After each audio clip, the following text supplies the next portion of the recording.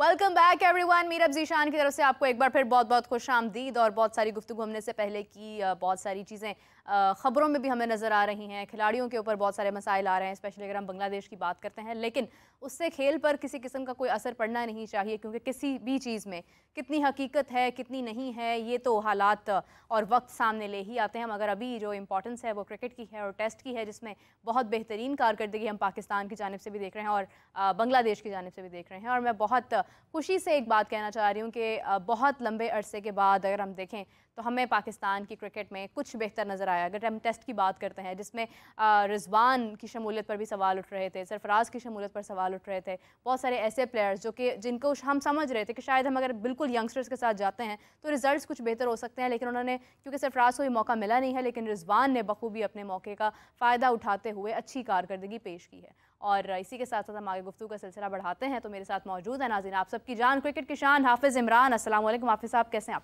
वालेकुम, मेरा बहुत शुक्रिया आपका। हाफिज़ साहब, क्योंकि हम हमेशा जब भी बात करते हैं तो बात करने के लिए हमारे पास जो पॉजिटिव चीज़ें हैं वो बहुत कम होती हैं। कोशिश करके हम पॉजिटिव चीज़ें ढूंढ निकालते हैं, मगर आज finally we have so much to talk about कि अगर हम रिजवान की बात करते हैं, विकेट कीपिंग में देखें या हम बैटिंग में देखें, उन्होंने सबसे ज़्यादा स्कोर बनाया। लेकिन एक सवाल मेरे दिल में आ रहा है, जो कि बासित अली साहब ने भी उसको रेज़ किया है क्वेश्चन को, कि क्यों 200 बनाने देते हैं? मतलब देखें, एक अगर खेल रहा है और अच्छा खेल रहा है एक शख्स, तो उसको वो जा सकता था वहाँ तक, तो क्या आपको नहीं लगता कि जाने देते? देखें, 171 पर वो नॉट आउट गए हैं, उस पर गुफ्तगू हो रही है कि क्या उनको डबल सेंचुरी का मौका मिलना चाहिए था या नहीं मिलना चाहिए था। 29 रन बाकी थे। अब इसमें मुख्तलिफ आरा हैं, मुख्तलिफ ख्यालात हैं। जैसे आपने बासित साहब का जिक्र किया, बासित भाई का ये मानना है कि उनको मौका मिलना चाहिए था, कि वो अगर आउट हो जाते 200 से पहले तो और बात थी, उनके आउट पर डिक्लेयर किया जा सकता है। एक पहलू है ना, और दूसरा उनका ये ख्याल है कि उसको डबल 100 करने का मौका मिलना चाहिए था। क्योंकि पाकिस्तान ने जो बॉलिंग की दूसरे दिन में जब बॉलिंग के लिए आया तो 12 ओवर्स मेरे ख्याल पाकिस्तान ने किए थे, उसमें पाकिस्तान को विकेट मिला नहीं है। तो उनका ये उसके ऊपर नुक्ता नज़र है कि उसको मिलना चाहिए था मौका कि वो 200 रन कर जाता। अच्छी चीज़ होती है कि आपका कोई डबल 100 करता है बैट्समैन टेस्ट क्रिकेट में, तो पाकिस्तान में तो आखिरी मरतबा फिर लोग याद करेंगे ना कि कब कब, क्योंकि इतनी ज़्यादा बड़ी इनिंग्स पाकिस्तान की तरफ से होती नहीं है। तो ये एक अच्छी चीज़ थी एतमाद के एतबार से, सीज़न के आगाज़ के एतबार से, आपका रिकॉर्ड बुक्स में तारीख़ में आपका नाम जाता है। लेकिन अगर दूसरी तरफ आप देखते हैं कि कप्तान, चूँकि इस टेस्ट मैच में पहले दिन का खेल हो नहीं पाया, सिर्फ मेरा ख्याल है लगभग 50 ओवर्स के करीब का खेल हो नहीं पाया, बारिश की वजह से आउटफील्ड गीला था। उस वक्त को शायद बचाने के लिए या उसके मुतबादल के तौर पर यह रास्ता इख्तियार किया गया कि जो डिक्लेयर कर दिया जाए, क्योंकि पाकिस्तान के पास मौका था ना, अभी तो सिर्फ 6 थे, 448 पर 6 थे पाकिस्तान के, तो पाकिस्तान इनिंग्स डिक्लेयर कर दी। तो ये एक उसके दलील है। दूसरा, हो सकता है कि टीम मैनेजमेंट ये सोच रही हो कि कुछ वक्त बाकी है, हम इसमें विकेट्स लेते हैं और अंडर प्रेशर लाते हैं बांग्लादेश को, और जो कि वो हुआ नहीं, विकेट्स नहीं मिले। तो बासित साहब का इस मामले में यही ख्याल है कि चूँकि विकेट मिले नहीं है पाकिस्तान को, तो जो करना चाहते तो वो हुआ नहीं है। इस वजह से अगर पाकिस्तान उनको 200 रन करने का मौका देता तो इसी वक्त में हो जाता। अब उसके 29 रन रिजवान के हैं, लेकिन उनके साथ साथ दूसरे ने भी बैटिंग करनी है ना, तो ये मतलब वो भी करता, साथ में जो दूसरा बैटर होता उसने भी बैटिंग करनी थी। तो कब आप स्ट्राइक पर आते हैं, कब नहीं आते हैं, आप 29 रन करने के लिए कितना वक्त लेते हैं, इसके बारे में फिर ज़रा मुश्किल हो जाता है। लेकिन ये हो सकता है कि कैप्टन उसको टारगेट दे दे कि आपके पास इतना टाइम, अगर आप 200 तक जा सकते हैं तो चलिए हमने डिक्लेयर करना है। और दूसरा, सऊद ने भी इसके ऊपर गुफ्तगू की है, सऊद शकील जो हैं, जब वो मैच के बाद मेरे ख्याल आए थे, उन्होंने भी बात की। तो ये मतलब बहुत सारी ऐसी चीज़ें हैं कि जिस पे आप फ़ैसले के बाद गुफ्तगू कर सकते हैं, अपने अपने ख़यालात का इज़हार कर सकते हैं। अब 171 नॉट आउट है उनके, ठीक है, और 200 करते तो वो भी नॉट आउट होता, तो उसी वक्त डिक्लेयर कर देते। तो ये मुख्तलिफ राय है लोगों की इसके ऊपर। अब कप्तान, लेकिन उसके बाद जब वो अगले दिन, आज के दिन में जब वो आए हैं, पाकिस्तान फील्डिंग के लिए आया, तो उन्होंने कैच जो पहली विकेट ली है और बहुत शानदार अंदाज में उन्होंने फर्स्ट स्लिप से उन्होंने वो कैच लिया, डाइव किया उन्होंने अपनी, किधर खड़े हुए थे, इधर बाईं तरफ को डाइव किया उन्होंने अपनी, जहाँ पर बाबर आजम का डाइव किया था बांग्लादेशी विकेट कीपर, वही उन्होंने लेफ्ट साइड पे डाइव किया, और बाबर थे मेरा ख्याल फर्स्ट स्लिप में, वो उन्होंने कैच लिया, बड़ा शानदार कैच लिया। और उस गेंदबाजी को आप सब के सब को अगर दोबारा नज़र में लाएं तो वो बहुत शानदार मंजर था। जिस तरीके से खिला रहे थे नसीम शाह, बहुत अच्छे अंदाज में उन्होंने गेंदबाजी की इब्तिदा में जब वो बॉलिंग करने के लिए आए, तो वो एक अच्छा मंजर था। जैसे उन्होंने कैच किया, जैसे बाबर कैच हुए, वैसे ही बिल्कुल एक बहुत अच्छे अंदाज में उन्होंने कैच लिया। तो उनको सुपरमैन भी कहते हैं, कोई कुछ कहता है, कोई कुछ कहता है, लेकिन ये सब चीज़ें उसी वक्त होती हैं जब आपकी परफॉर्मेंसेज हो रही होती हैं। 171 नॉट आउट, पाकिस्तान की पहले विकेट उनके कैच के ऊपर, तो वो क्रेडिट है उनका कि उन्होंने भी रन्स किए, सऊद ने भी रन्स किए, और पाकिस्तान एक ऐसी जगह पर पहुंचा जहां पर डिक्लेयर करने के बाद पाकिस्तान मैच में कम अज़ कम अब तक जो है ना वो महफूज है। तीसरा दिन है। और अगर हम बैटिंग की भी बात करते हैं, कल का दिन बहुत अच्छा था क्योंकि बहुत मुश्किल, बहुत देर तक जो है वो मुश्किल टाइम दिया है, टफ टाइम दिया बांग्लादेश को पाकिस्तान ने, विकेट नहीं हाथ से जाने दी। साउथ शकील स्पेशली, क्योंकि मैं पर्सनली बहुत ज़्यादा सपोर्ट करना चाह रही थी साउथ शकील को, क्योंकि ऑस्ट्रेलिया में बहुत ज़्यादा कर नहीं सके वो, लेकिन अब पाकिस्तान में होम ग्राउंड्स भी थी और दूसरा निस्बतन आसान हरीफ था, तो साउथ शकील ने भी बहुत अच्छी कारकर्दगी जो है अपनी दिखाई है। हाफिज़ साहब, बॉलिंग की बात करना चाहेंगे क्योंकि कुछ लोगों का ये भी कहना है कि शाहीन शायद कहीं ना कहीं किसी इंजरी का शिकार हैं, उनका बॉल बाउंस नहीं कर रहा है। बाकी अगर हम बॉलर्स की बात करते हैं, वो कर रहे हैं, कोशिश कर रहे हैं, अच्छा भी खेल रहे हैं, नसीम शाह भी खेल रहे हैं।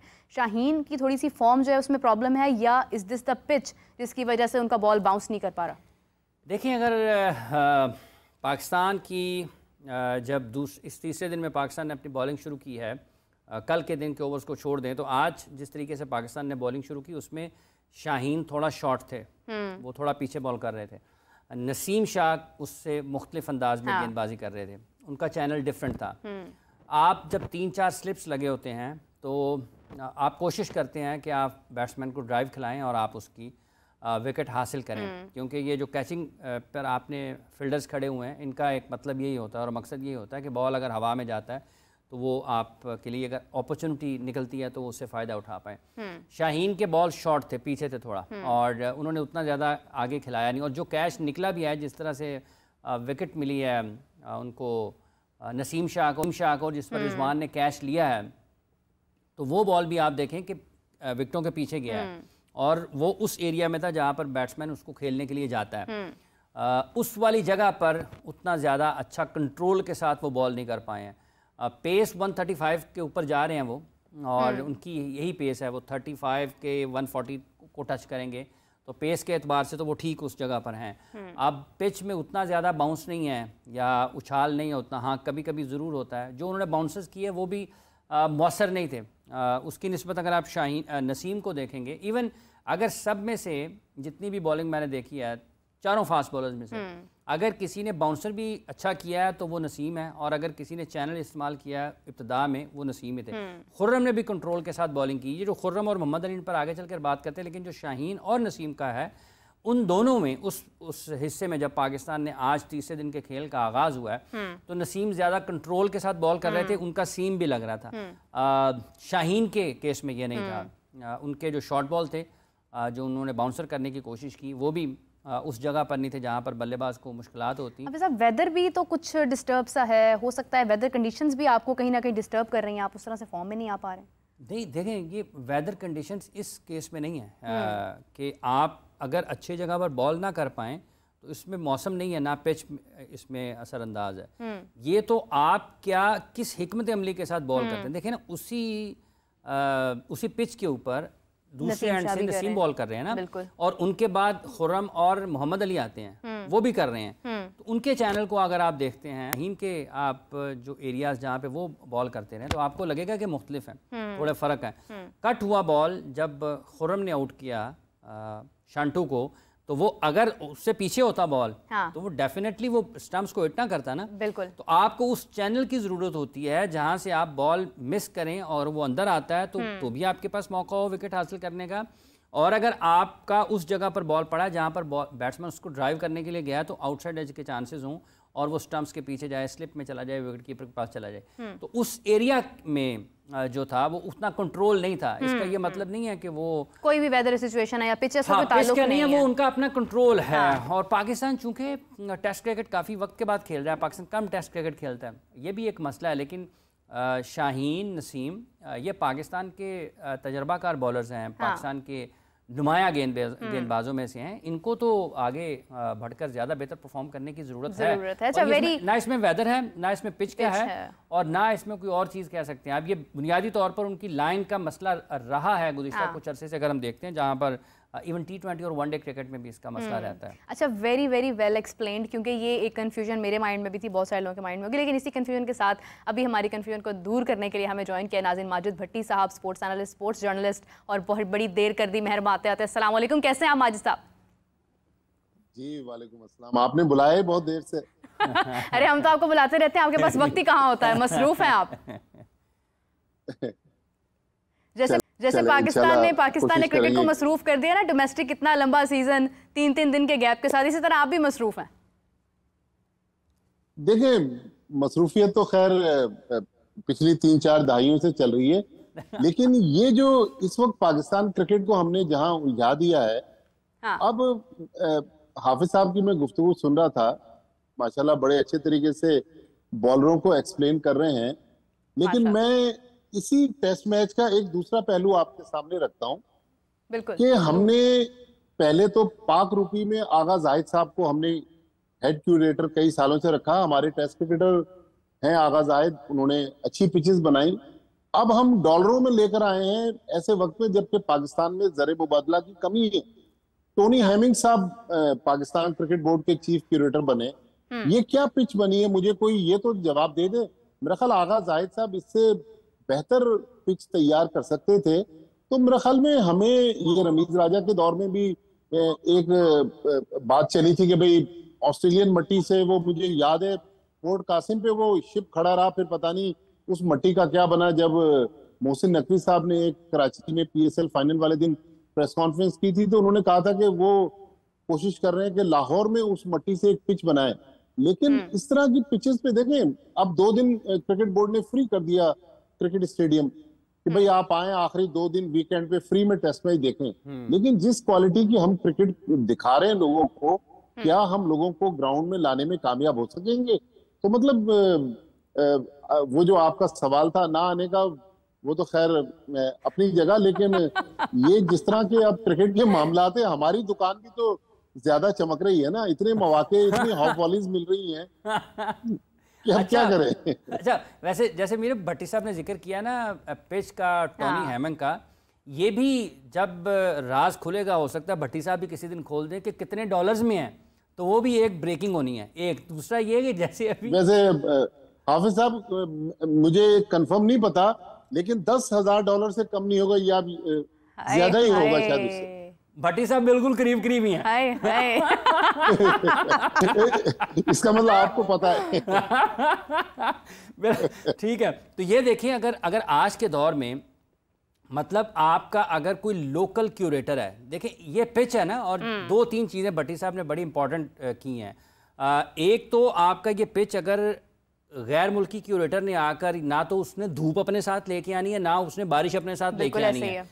आप अपने कप्तान से या टीम मैनेजमेंट से या खुद क्रिकेट बोर्ड से पूछे, क्या वो अफोर्ड करते हैं पिचेस वो जिनके ऊपर के रिजल्ट ओरिएंटेड हों और वो आपके हारने के इम्कानात हो जाएं। ठीक है, रमीज राजा साहब के दौर में इन्हीं पिचेस को बिल्कुल डेड बना दिया गया। हाँ। बिल्कुल फ्लैट, मतलब बैटिंग पैराडाइज कर दिया गया ना, तो उससे क्या आप बच गए, हार तो आप फिर भी गए। तो ये जो टोनी हेमिंग वाला केस हुआ है ना पाकिस्तान के क्रिकेट में, हम देखिए, हम पता नहीं क्यों इस मोहब्बत में गिरफ्तार हैं कि हमने जैसन को ले आए, टिम नीलसन को ले आए, और अब हम टोनी हेमिंग को भी ले आए हैं, तो फिर प्लेयर्स भी बाहर से ले आए। और जिस तरीके से इन्होंने, भट्टी साहब ने आगा साहब का जिक्र किया है, जिस तरीके से आगा साहब को इन्होंने घर भेजा है या उनका कॉन्ट्रैक्ट खत्म किया है, एक शख्स अगर कोई 25-30 साल, 35-40 साल किसी इदारे के साथ वाबस्ता रहे और उन्होंने मुख्तलिफ हैसियतों में काम किया हो, तो आप उसको ऐसे खुदा हाफिज कहेंगे जैसे उनको कहा गया है? कुछ तो मतलब है कि आपको कर्टसी दिखानी चाहिए। हाँ। ना, कुछ तो आपको दिखानी चाहिए थी। ये एक और डिबेट और तरफ निकल जाएगी, लेकिन जो भट्टी साहब ने कहा, ये बिल्कुल सवाल है कि ये पिच जो है बनी है, इसका जिम्मेदार कौन होगा, क्योंकि इस पे बताया गया था कि ये टॉप ग्रीन है, ग्रीन टॉप है, इस पे 4 फास्ट बॉलर्स हैं और बॉल जो है ना वो कभी टखनों पे पकड़ रहा है कीपर, कभी बमुश्किल वो अपने घुटनों पे जा रहा है। जहाँ तक जो ऑस्ट्रेलियन मट्टी का ताल्लुक है, भट्टी साहब एक पिच बनाया था यहाँ पर गद्दाफी स्टेडियम में ना, उस ऑस्ट्रेलियन मट्टी से, और मेरा ख्याल आज तक उस पर मैच नहीं हुआ।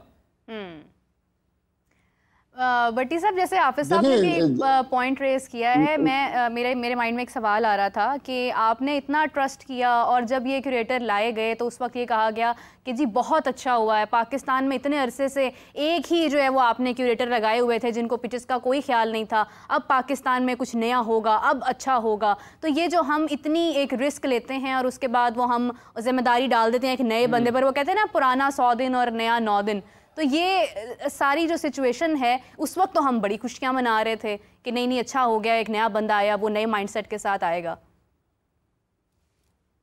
देखें, पिच बनाना भी एक साइंस है। मुझे याद है 99 में जब मुजीबुर रहमान पीसीबी के चेयरमैन बने, वो कहते थे कि पाकिस्तान में क्यूरेटर्स नहीं है, हमने मालियों को रखा हुआ है क्रिकेट की पिचेस बनाने के लिए।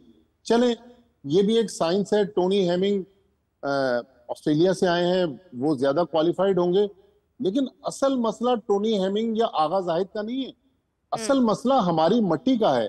अगर आपको याद हो कि रमीज राजा ने जब वो चेयरमैन थे, उन्होंने कहा था कि जी हमारे यहाँ तो नंदीपुर से मट्टी आती है। उन्होंने केपीके के 1-2 इलाकों से भी मट्टी को मंगाकर सॉइल टेस्टिंग की कि शायद उससे कोई जानदार पिचेस बन जाए। तो दुनिया में आप बांग्लादेश देख लें, श्रीलंका देख लें, मैं अपने पड़ोस की बात कर रहा हूँ, इंडिया देख लें, वो अपनी स्ट्रेंथ के मुताबिक अपने क्यूरेटर से पिचेस बनवाते हैं। तो इन पिचेस में कोई ऐसी इस मट्टी में जान नहीं है कि ये मट्टी जो है यहाँ पर हमें पर्थ की पिच बना दे। लेकिन एक और बात ये है कि ऑस्ट्रेलिया में जहां पर तेज पिचेस बनती हैं, या इंग्लैंड जैसा मुल्क जहां पर सीमिंग ट्रैक होते हैं, वो भी एक एक स्पिनर को डालते हैं। हमने चारों फास्ट बॉलर डाल दिए। मुझे याद है हाफिज साहब, 1998 में कराची में टेस्ट मैच हुआ पाकिस्तान और ऑस्ट्रेलिया का, तो पाकिस्तान ने 4 स्पिनर्स खिला दिए, सकलैन मुश्ताक और मुश्ताक अहमद के साथ। 2 और स्पिनर थे, एक पिंडी का लेफ्ट आर्म स्पिनर था, उसका डेब्यू था, एक कोई और शायद अरशद खान खेला था। तो ये उसी तरह का तजुर्बा किया गया कि बजाय 4 स्पिनर खिलाए, वो टेस्ट मैच भी ड्रॉ हुआ। इस पिच में भी जान नहीं है। गेंद वो जिस तरह हाफिज साहब कह रहे हैं कि हाँ, वेयर एंड टेयर अगर बहुत ज्यादा आ जाए आखिरी 2 दिनों में, तो फिर हो सकता है कि ये मैच फैसला कुन हो। लेकिन जिस तरह की बैटिंग हो रही है, जिस तरह की क्रिकेट हो रही है, मुझे नहीं लग रहा ये मैच फैसला कुन हो सकेगा। बिल्कुल सही है। अच्छा हाफिज साहब, जिस तरह से भट्टी साहब ने एक पॉइंट रेज किया, इससे एक और भी सवाल उठता है कि चलें पिच तो बन गई, जैसी भी बन गई, ऑस्ट्रेलवी मंत्र पढ़ दिया गया ऊपर, लेकिन रियलिटी में वैसा कुछ नहीं हुआ। पिच रीड करना भी तो एक साइंस है। आपको लगता है कि जो पिच रीड की गई है वो भी ठीक तरीके से रीड की गई है?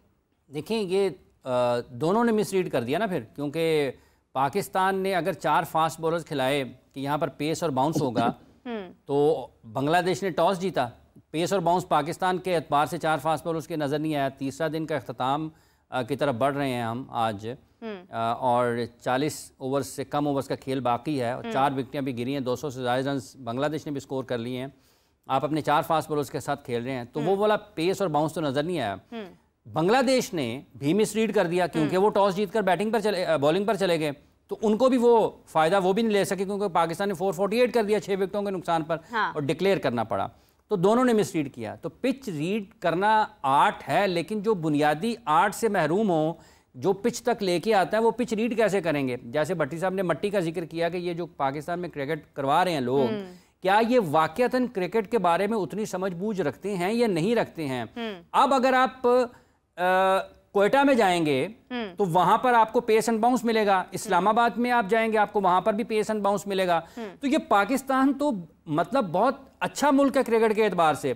सारी दुनिया में जो क्रिकेट होती है वो आपको ऑस्ट्रेलियावी पिचों पे तो नहीं मिलती ना। ऑस्ट्रेलिया आपको डिफरेंट कंडीशंस मिलेंगी, ऑस्ट्रेलिया में, इंडिया में, बांग्लादेश में, आपको इंग्लैंड में।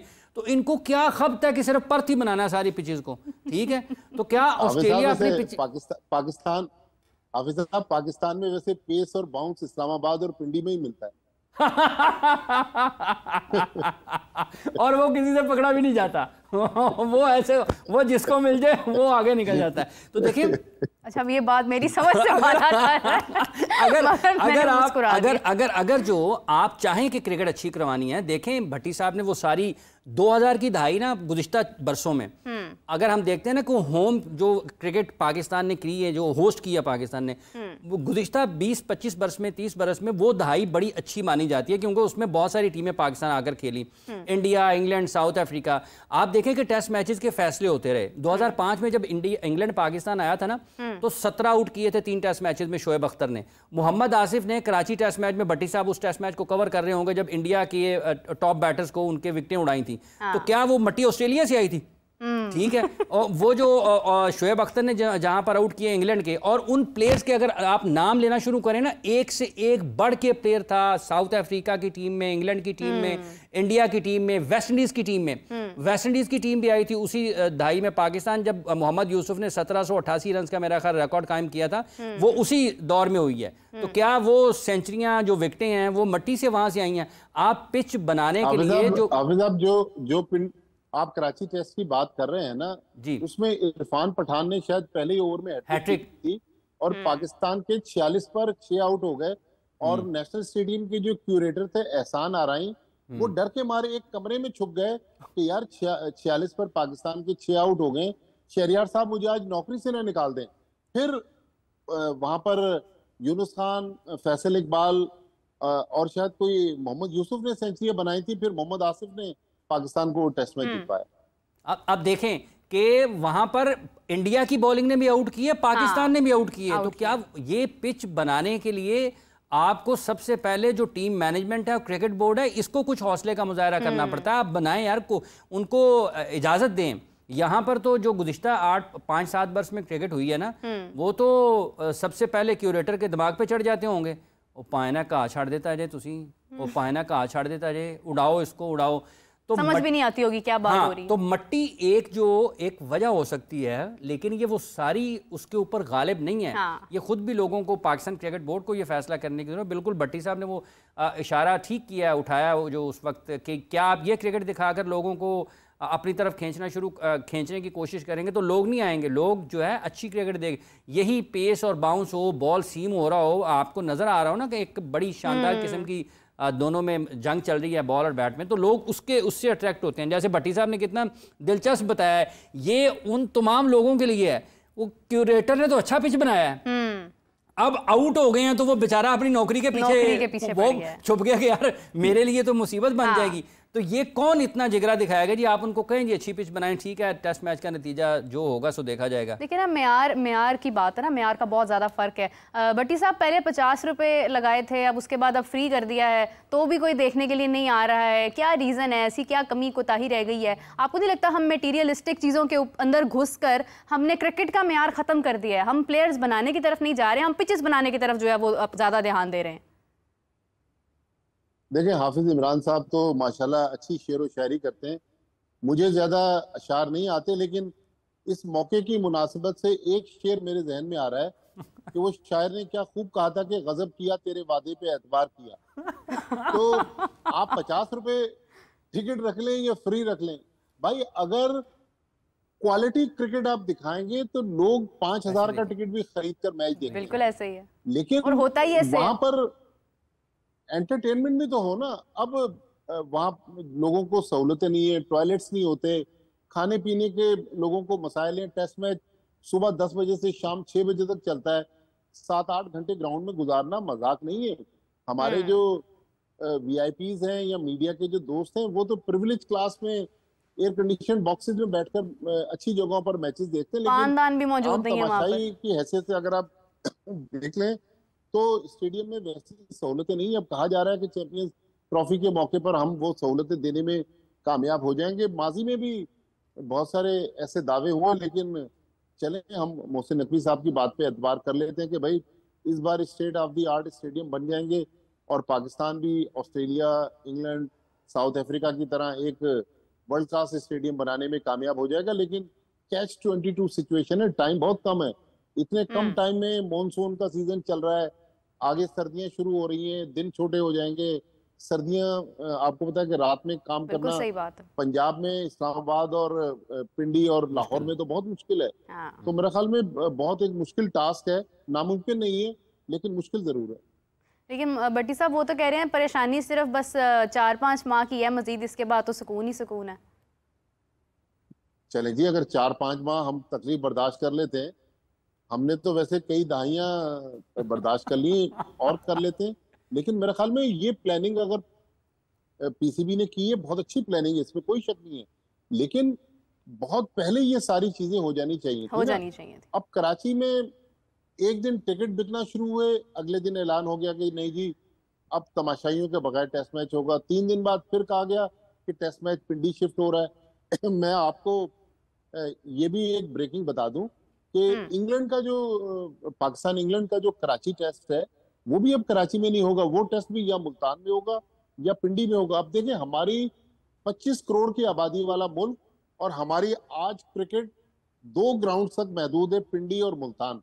कराची में काम हो रहा है, लाहौर में काम हो रहा है, अरबाब नियाज स्टेडियम परवेज खटक जब चीफ मिनिस्टर थे उस वक्त से रेनोवेशन या कंस्ट्रक्शन हो रही थी, आज तक वो ग्राउंड कंप्लीट नहीं हुआ। इकबाल स्टेडियम फैसलाबाद, शेखुपुरा, सियालकोट, गुजरांवाला, हैदराबाद, ये हमारे 5 इंटरनेशनल सेंटर खंडर में तब्दील हो गए। तो ये भी देखें, क्रिकेट बोर्ड को तो हम क्रिटिसाइज करते हैं, लेकिन जो प्रोविंशियल गवर्नमेंट्स हैं और जो सिटी गवर्नमेंट्स जिनके अंडर में ये स्टेडियम आते हैं उन पे भी सवाल उठता है कि भाई उन्होंने इन स्टेडियम को खंडर में क्यों तब्दील होने दिया। इकबाल स्टेडियम फैसलाबाद तो बहुत खूबसूरत ग्राउंड होता था, लेकिन आज जो मैं पढ़ रहा हूँ मीडिया में वो तो कहा जा रहा है, हाफिज साहब शायद पिछले दिनों कहीं फैसलाबाद गए हो तो ये बेहतर उसकी तस्वीर कशी कर सकते हैं कि वो तो खंडर में तब्दील हो चुका है। बिल्कुल। और भट्टी साहब वैसे आपको पता है, क्योंकि आपने तो फैसलाबाद में कवर भी किया होगा ना, वो तो सारा कमर्शियल एरिया ना वहाँ पे, जहाँ पे इकबाल स्टेडियम है, फूड स्ट्रीट है। हाँ फूड स्ट्रीट, बिल्कुल वहाँ की फूड स्ट्रीट है। भट्टी साहब ये जो अभी आपने मीरब भट्टी साहब ने बात की ना ये इंग्लैंड वाले टेस्ट मैचेस की, तो उसमें कुछ ब्रॉडकास्ट के भी इश्यूज आ रहे हैं भट्टी साहब इंग्लैंड वाली सीरीज के मामले में, ये भी आपके ख्याल में कुछ परेशान कुन है? देखिए ब्रॉडकास्ट तो इंग्लैंड का मीडिया कल रिपोर्ट कर रहा था कि अभी तक इंग्लैंड में जिसको होम ऑफ क्रिकेट कहा जाता है वहां पर किसी टेलीविजन चैनल ने या किसी टेलीविजन नेटवर्क ने पाकिस्तान इंग्लैंड की सीरीज खरीदी नहीं है, लेकिन पाकिस्तान क्रिकेट बोर्ड का कहना है कि जल्दी उसके राइट्स बिक जाएंगे। तो मेरे कहने का मकसद ये कि हम ये सारे काम आखिरी लम्हात में क्यों करते हैं, ये सारी चीजें बहुत पहले हो जानी चाहिए थी। पाकिस्तान इंग्लैंड तो ऐसी सीरीज है जिसमें पाकिस्तान को पैसा कमाने का ज्यादा मौका है, बड़ी सीरीज है, लेकिन अगर इंग्लैंड में वो सीरीज अभी तक नहीं बिकी, बल्कि एक अखबार में मैंने तो ये भी पढ़ा कि ये जो अभी राइट्स बिके इनकी मालियत भी काफी कम है। पीसीबी का जो मीडिया रिलीज था वो कह रहे हैं कि मालियत दुगनी में हमने बेचा है। तो ये जो आदादो शुमार का हेर फेर है इसमें हम लोग फंस के रह गए हैं। पता नहीं हकीकत क्या है, ये तो फिर वक्त ही बताएगा कि इसमें हकायक क्या है। मेरे कायमा कमेटी में बताएंगे जाके, जब वो वहाँ पे सवाल उठेगा ना, फिर वहीं पे जब पार्लियामेंटेरियंस बुलाएंगे तो वहाँ पर ये फिर आदाद का गोरख धंधा आदाद शुमार का यहाँ पर खुलेगा, कितने में बिकी है कितने में नहीं बिकी है। लेकिन ये बात ठीक है भट्टी साहब ने जो कहा है ना कि क्रिकेट बोर्ड ने जो जारी की थी उन्होंने ये कहा था कि हमने दुगनी कीमत पर किए हैं, और जो रिपोर्ट का हवाला किया है भट्टी साहब ने उसके मुताबिक वो वैल्यू वो नहीं है जो होनी चाहिए थी। वो तो खैर काफ़ी कुछ ऐसी चीज़ें सामने आ रही हैं जो पीसीबी की जानिब से कुछ और हैं, हक़ाइक़ कुछ और हैं। प्लेयर्स की इंजरी की भी बात की जाए तो पीसीबी की तरफ से तो यही अपडेट्स हैं कि वो बहुत सपोर्ट कर रहे हैं, लेकिन कहीं ना कहीं प्लेयर्स अभी तक इंजरी का शिकार हैं। भट्टी साहब, क्योंकि आपके साथ स्क्वाड पर गुफ्तगू नहीं हुई है और ऐसा हो नहीं सकता कि आप शामिल हों और मैं हमारा जो स्क्वाड जो कि अनाउंस्ड है उसके ऊपर बात ना करूं। सरफराज अहमद की मैंने अभी हाफिज साहब से ही बात की कि आपने उन्हें शामिल तो कर लिया लेकिन आपने उन्हें मौका नहीं दिया और मौका देने के आसार भी नज़र नहीं आ रहे हैं। रिजवान बहुत अच्छा परफॉर्म कर रहे हैं नो डाउट, लेकिन क्यों ऐसा होता है कि हम बस लोगों को घुसा देते हैं अंदर और उसके बाद हम उनकी प्रेजेंस को जस्टिफाई नहीं कर पाते हैं? देखिए ये हमारी क्रिकेट का अलमिया है कि बाज लोगों के लिए हमने कोई मयार रखा हुआ है और कुछ लोगों को परखने के लिए हमारे पैमाने कुछ और हैं। अब सरफराज अहमद की मिसाल ले लें। सरफराज अहमद ने जब न्यूजीलैंड के खिलाफ कराची में 2 टेस्ट हुए थे, कमबैक किया, आखिरी टेस्ट मैच में प्लेयर ऑफ द मैच रहे और प्लेयर ऑफ द सीरीज रहे। 3 50s उन्होंने बनाई, 1 सेंचुरी उन्होंने स्कोर की। लेकिन उसके बाद जब ऑस्ट्रेलिया गए, एक टेस्ट मैच की परफॉर्मेंस पर सरफराज अहमद को टीम से बाहर कर दिया गया। बल्कि इसी पाकिस्तान टीम में बहुत सारे प्लेयर्स हैं 5-5 6-6 मैचों में नाकाम हो गए लेकिन उनको मौके दिए जाते हैं। तो ये आज नहीं, ये माजी में भी ये होता रहा है। ये पाकिस्तान क्रिकेट में एक अजीबोगरीब साइकी है कि कुछ लोगों के लिए हमने कुछ स्टैंडर्ड रखे हुए, कुछ के लिए कोई और स्टैंडर्ड रखे हुए। अब देखें ना, आज जो दुनिया बात कर रही है कि पाकिस्तान की स्पिन बॉलिंग में बहुत बड़ी लेगेसी थी। मरहूम अब्दुल कादिर को ले लें, इकबाल कासिम ले लें, इंतखाब आलम, दानिश कनेरिया, सकलैन मुश्ताक, मुश्ताक अहमद। हमारे पास एक क्वालिटी स्पिनर नहीं है। अबरार अहमद को हम ट्रेवल करवा रहे हैं, सुना वो बहुत अच्छी चाय बनाते हैं प्लेयर्स के लिए चाय बहुत अच्छी बनाते हैं। तो अबरार अहमद बगैर खेले टीम के साथ ट्रेवल कर रहे हैं। भाई अगर अबरार अहमद में दमखम नहीं है तो आप एक मैच खेल के उनको हमेशा के लिए बाहर कर दें। ये मेहरान मुमताज, फैसल अकरम या दूसरे जो यंगस्टर हैं, इनको कब मौका मिलेगा? तो हमारे यहाँ मेरे ख्याल में स्पिन बॉलिंग का जो हमारा एक बहुत बड़ा हमारी तारीख थी, आज हमारे पास वो स्पिनर नहीं है।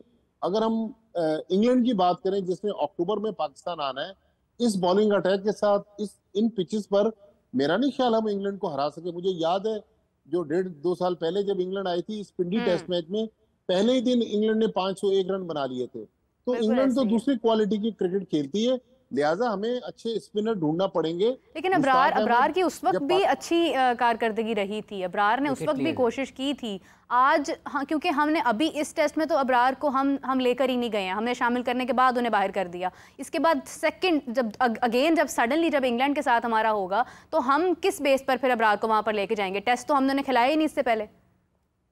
इतने लंबे गैप के बाद तो खिलाड़ी में वो पोटेंशियल ही बाकी नहीं रहेगी। अब अबरार खेल रहे हैं पाकिस्तान शाहीन्स की तरफ से बांग्लादेश ये के खिलाफ इस्लामाबाद क्लब में। आज का मुझे नहीं पता, कल उन्होंने 1 विकेट हासिल की थी। तो अबरार अहमद अगर उस क्वालिटी के स्पिनर नहीं है तो किसी और को तो मौका दिया जाए, चेक तो किया जाए कि हमारे पास जो इतनी बड़ी हमारे स्पिनर्स की हिस्ट्री थी, जिन्होंने सकलैन मुश्ताक, दूसरा जो थे उसके मूजिद थे मुश्ताक अहमद, 92 वर्ल्ड कप पाकिस्तान को जितवा दिया, इकबाल कासिम बेंगलोर टेस्ट, तौसीफ अहमद, इंतखाब आलम 125 टेस्ट विकेटें, दानिश कनेरिया 200 से ज्यादा टेस्ट विकेटें। आज वो हमारे पास कहाँ है स्पिनर्स? वो जो ऑस्ट्रेलियन सिस्टम हम लाने की बात कर रहे थे, अब तो मेरा ख्याल हमारा अपना सिस्टम ही कहीं खो गया इन लफ्जों के हेर फेर में। तो ऑस्ट्रेलियन सिस्टम लाने वाले तो अब वैसे रहे भी नहीं। तो ऑस्ट्रेलियन सिस्टम तो क्या, हमारा अपना सिस्टम भी हमें कहीं नजर नहीं आ रहा। क्लब क्रिकेट नहीं हो रही। जो अब हमने 131 फर्स्ट क्लास मैच करवाने का ऐलान किया है जो सीजन शुरू होने वाला है, और जो पेंटेंगुलर टूर्नामेंट जिसको चैंपियंस कप का नाम दिया गया है, जो फर्स्ट क्लास टीमों का होगा, वो अगले साल मई और जून में होगा। अब आप देखें कि इस साल मई और जून में सूरज सवानेजे पे था, इतनी सख्त गर्मी थी, तो भाई अब फर्स्ट क्लास टूर्नामेंट मई जून में करा कर क्या हासिल कर लेंगे? तो मुझे समझ में नहीं आ रहा कि जो लोग बैठे हुए इक्तदार पर, वो जो फैसले कर रहे हैं उन पर नजरसानी तो करें। मेरा ख्याल में अगर हमने सिर्फ इसलिए तब्दीलियां करते रहे कि भाई हमारी क्रिकेट इससे बेहतर हो जाएगी, तो क्वांटिटी से बेहतर नहीं होगी, क्वालिटी क्रिकेट होनी चाहिए, चाहे थोड़ी क्रिकेट हम करवाएं। अच्छा, जैसे भट्टी साहब ने जिक्र किया, भट्टी साहब आपने इंग्लैंड का जिक्र किया ना, तो आपने स्पिन बॉलिंग का पाकिस्तान की एक शानदार तारीख है उसका भी हवाला दिया है। इंग्लैंड के साथ टेस्ट मैचेस में उनके पास 2 स्पिनर्स उन्होंने खिला रहे हैं, मतलब उनके पास राइट आर्म लेग स्पिनर को भी उन्होंने रेहान की सूरत में, और सुहेब बशीर जो हैं वो उनके ऑफ स्पिनर की हैसियत से खेलते हैं। पाकिस्तान में जिसकी इतनी शानदार तारीख है स्पिन बॉलिंग के एतबार से, आपने जिक्र किया जैसे कि फैसल अकरम का या मेहरान मुमताज़ का, देखें जो रमीज़ हैं जिन्होंने जो हमारा पिछला सीज़न है उसमें आउट किए, या जिस तरह आपने अब्दुल कादिर साहब का जिक्र किया, उनके साहबजादे उस्मान कादिर ने 30-35 विकेटें ली जो ग्रेड 2 जहाँ पर हो रही थी उसमें। तो ये सारे के सारे लोग तो इनकी नज़र में नहीं है, और जो उनके साथ हैं स्क्वाड में उसको भी वो खिला नहीं रहे हैं, तो बाकियों को कैसे मौका मिल जाएगा? तो ये सवालिया निशान ज़रूर है, भट्टी साहब ने बिल्कुल ज़रूर उठाया।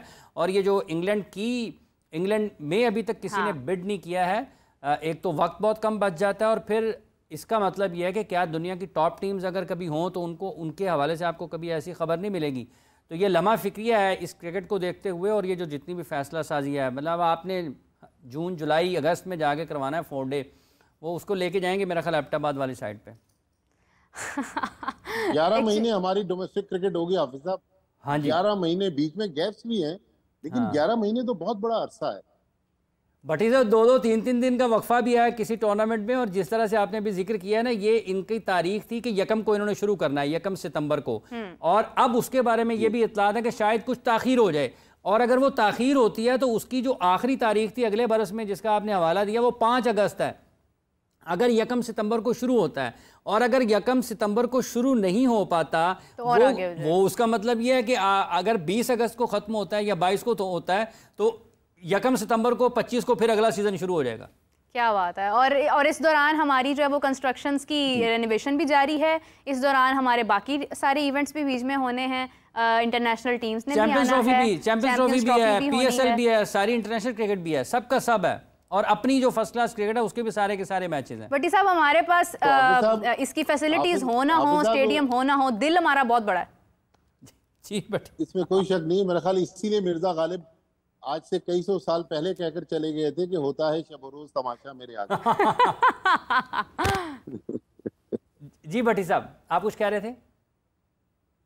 नहीं, मैं यही कह रहा हूं कि इतना लंबा डोमेस्टिक सीजन करवाने से बेहतर था सीजन को थोड़ा छोटा कर देते। अब देखें ना, इंग्लैंड में 3.5 पौने 4 महीने का सीजन होता है, ऑस्ट्रेलिया में भी ऐसे ही 4 महीने में सीजन सिमट जाता है। हमें आज तक ये नहीं पता चला कि इंडिया में क्या फॉर्मेट है। वहाँ रणजी ट्रॉफी होती है, ईरानी ट्रॉफी होती है, लेकिन हमें इतना पता है कि इंडिया की टीम वनडे वर्ल्ड कप का फाइनल खेली, T20 वर्ल्ड कप का फाइनल जीती, वर्ल्ड टेस्ट चैंपियनशिप का फाइनल खेली। तो दुनिया की टीमें जो हैं वो ऊपर जा रही हैं। हम आज तक अपने सिस्टम को कंट्रोल नहीं कर सके। हमें ये समझ नहीं आ रहा कि हमारे यहाँ कौन सा सिस्टम जो है वो आगे जाएगा या कौन सा सिस्टम पाकिस्तान क्रिकेट को ऊपर लेके जा सकता है। तो बस एक तमाशा लगा हुआ है मेरे ख्याल में। अब कहीं ना कहीं हमें PCB के आइन में ऐसी भी प्रोविजन लाने की जरूरत है कि जो भी फैसले हो जाते हैं अगला चेयरमैन उनको तब्दील ना करे। हमारे यहाँ ये भी रिवायत है कि एक चेयरमैन एक फैसला करके जाता है, अगला चेयरमैन जब आता है तो वो फैसले तब्दील हो जाते हैं।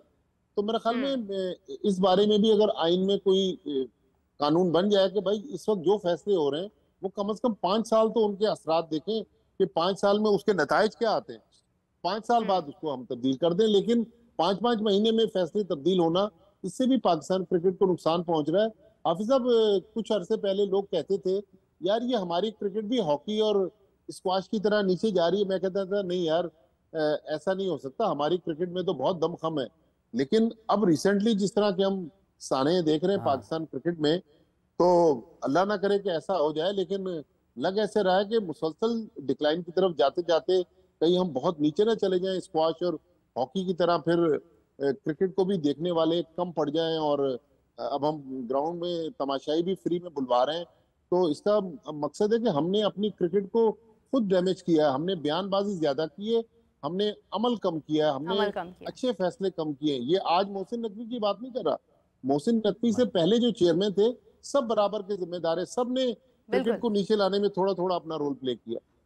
बिल्कुल सही बात है। भट्टी साहब, आपने कहा कि चेयरमैन जो फैसला करके जाएं कम से कम उनकी इम्प्लीमेंटेशन 5 साल तक यकीनी हो। लेकिन अगर फैसले जिस किस्म के ज़का अशरफ साहब करके गए, उसके बाद मोहसिन नकवी साहब ने उसको बदल दिया, आज जहां मोहसिन नकवी साहब के फैसलों में हमें कहीं ना कहीं कुछ लूप होल्स नज़र आ रहे हैं, तो कैसे मुमकिन है कि आप उन्हीं चीज़ों को जो निस्बतन माजी की हमारी जो क्रिकेट थी, जो एक शानदार हमारी क्रिकेट थी, उसको हम उसके साथ रिलेट करते हुए आज जस्टिफाई नहीं कर पाएंगे? तो फिर तब्दीली तो होगी, डेफिनेटली चेंज तो आएगा फिर। देखें, इसीलिए मैंने अच्छे फैसले करें और अच्छे मुशीर आप अपने रखें ताकि लोग उस फैसले को तब्दील ना कर सकें। आज देखें, एयर मार्शल नूर खान की लोग क्यों बात करते हैं, हालांकि वो नॉन क्रिकेटर थे, बेसिकली उनका ताल्लुक तो एयरफोर्स से था। मैं उस दिन जिस दिन अरशद नदीम ने गोल्ड मेडल जीता, मैं अपने चैनल पर प्रोग्राम कर रहा था, तो अयाज महमूद पाकिस्तान हॉकी टीम के फॉर्मर प्लेयर ओलंपियन आए। मैंने उनसे पूछा कि 1984 में जब पाकिस्तान ने लॉस एंजलिस में गोल्ड मेडल जीता तो पाकिस्तान की हॉकी टीम को इनाम में क्या मिला। उन्होंने कहा कि एक तो हमें हुकूमत ने इस्लामाबाद में प्लॉट दिया था और एयर मार्शल नूर खान साहब ने अपनी जेब से पूरी पाकिस्तान हॉकी टीम को 25-25 हजार रुपए दिए। तो मतलब इस किस्म के एडमिनिस्ट्रेटर आज पाकिस्तान क्रिकेट में हमें नजर नहीं आ रहे। ये देखिए, जिस तरह भट्टी साहब ने एयर मार्शल नूर खान साहब का जिक्र किया है, और 80s में ही शुरू में नूर खान साहब ने भी पाकिस्तान के क्रिकेटर्स के साथ मुलाकात की थी कि क्रिकेट कैसे बेहतर हो सकती है। वो तस्वीर भी उसमें बहुत पाकिस्तान के नामी ग्रामी नुमाया करैक्टर्स माजिद खान साहब, अनीक मोहम्मद साहब, इकबाल कासिम, तौसीफ़ अहमद, अज़हर ख़ान, मरहूम अली ज़िया, मरहूम अब्दुल क़ादिर और भी बहुत सारे, तस्लीम आरिफ भी मेरा ख्याल थे उस मीटिंग में, जलालुद्दीन साहब भी मेरा ख्याल उस मीटिंग में थे। काफ़ी सारे करैक्टर्स के साथ उन्होंने मीटिंग की थी। और जिस तरह से एडमिनिस्ट्रेटर्स की बात की है ना भट्टी साहब ने, जहांगीर खान और जानशर खान का दौर था, और जब ये पाकिस्तान का स्क्वॉश ऊपर थी पाकिस्तान की, तो वो जहांगीर साहब से पूछा तो वो कहते हैं कि वो हमें किसी चीज़ की फ़िक्र नहीं होती थी। वो बताते हैं कि जहांगीर तुम्हारा कल का ट्रैवल कहाँ पे है, उधर को निकलो, बाकी सारे काम हम खुद कर लेंगे। तो ये जो अगर नॉन क्रिकेटर या कोई ऐसा बंदा जो आए, उसको कम से कम ये समझ बूझ होनी चाहिए फैसलों की कि उसने क्या फ़ैसले करने हैं, खेल कैसे ऊपर जा सकता है। अब जैसे कराची के टेस्ट मैच का भट्टी साहब ने हवाला दिया है कि एक दिन ये खबर आई कि टेस्ट मैच शायकीन के बगैर होगा, बिल्कुल। फिर ये खबर आती है कि टेस्ट मैच ही जो है वो पिंडी चला जाता है, ठीक है। तो इस किस्म के जब फैसले होते हैं तो फिर उससे नुकसान होता है। आपकी स्टेबिलिटी का होना और आपकी सोच में तसलसल का होना, इस्तेहकाम का होना बहुत ज़रूरी है। और आप फैसला करने से पहले ये सोचें कि जिनके कहने पर आप फैसले कर रहे हैं, पिछले 5 साल में उनके कहने पर जो फैसले हुए हैं, क्या वो ठीक थे या नहीं थे।